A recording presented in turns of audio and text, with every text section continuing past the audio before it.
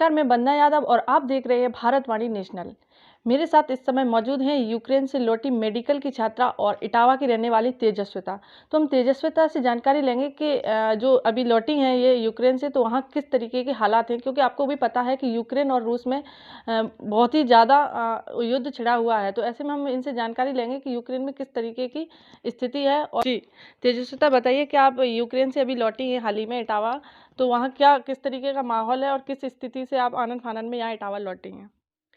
जी, जब मैं आई थी उस समय तो सारा कुछ नॉर्मल था। 23 तारीख तक वहाँ पे कुछ भी ऐसी नहीं हमें पता था कि ऐसा कुछ होगा। लेकिन 23 तारीख को मेरी फ़्लाइट जाने के बाद जब हम अगले दिन उज़्बेकिस्तान में पहुँचे, तो जब हमने नेट कनेक्ट करा तब हमें पता चला कि हमारे बाद की जितनी भी फ़्लाइट हैं, वो सारी कैंसल हो चुकी हैं।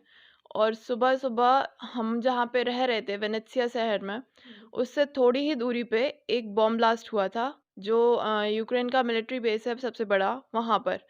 तो वो चीज़ सुन के हमें अजीब-सा लगा कि अरे! हम बिल्कुल सही टाइम पे वापस आ गए। तो उसके बाद से हालात वहाँ पे काफ़ी बिगड़ गए हैं। जैसा कि आप बता रहे हैं कि बॉम्ब ब्लास्ट हुआ था, तो वहाँ भय और जो डर है वो लोगों में किस तरीके से है?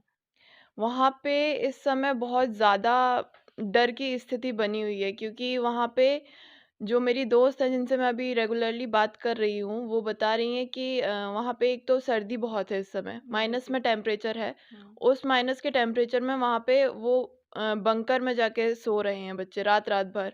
उनके पास खाने का स्टॉक लिमिटेड है, पानी का स्टॉक लिमिटेड है, तो कहीं न कहीं बहुत ज़्यादा दिक्कत है। जी, जी। तो आपको क्या लगता है यहाँ अभी भारत के कितने लोग और वहाँ पे फँसे हुए हैं, जो मतलब छात्र हैं और कुछ वैसे भी लोग हैं जो फैमिली के साथ रहते हैं? अभी कम से कम वहाँ पे 15,000 बच्चे फँसे हुए हैं इंडिया के। जी। और अभी 1-2 दिन से फ्लाइटें आ रही हैं, लेकिन उसमें अभी 200 या 300 ही बच्चे वापस आ पाए हैं, बाकी सभी अभी वहाँ पे फँसे हुए हैं।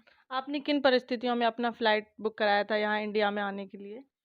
अ, हमारा ऐसा कोई प्लान नहीं था 23 तारीख को आने का। हम सारी जो लड़कियाँ हमारी ग्रुप की हैं, हम सब प्लान कर रहे थे 26-27 को कि बुक कराएँगे साथ में। लेकिन 22 को सुबह-सुबह मेरी माँ का फ़ोन आया, तो उन्होंने बोला कि नहीं तुम जल्दी फ्लाइट बुक कराओ, तो घर से थोड़ा प्रेशर बढ़ रहा था, तो इस वज़ह से मैंने जल्दी-जल्दी में 23 को ही फ्लाइट बुक करा ली अपनी।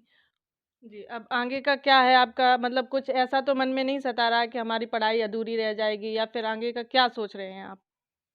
अभी मेरा 3rd ईयर चल रहा है, 3rd ईयर में एक मेन एग्ज़ाम होता है क्रॉक का, तो वो मेरा होना था जून में, लेकिन अभी ये सब जो हालात चल रहे हैं वहाँ पे, उस हिसाब से तो अभी हम आगे का कुछ डिसाइड नहीं कर सकते। जैसा भी यूनिवर्सिटी हमें बताएगी, उसी हिसाब से हमें करना पड़ेगा।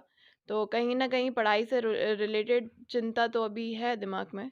जो इंडिया के छात्र-छात्राएँ वहाँ फँसे हुए हैं, तो उनके लिए जो इंडियन गवर्नमेंट है, वो किस तरीके हेल्प कर रही है या नहीं कर रही है? कर रही है तो किस तरीके से कर रही है?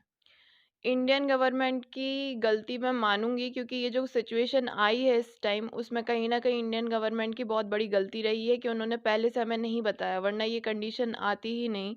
अगर वो हमें पहले से अलर्ट कर देते तो हम सारे बच्चे पहले ही टिकट बुक करा के वापस आ जाते।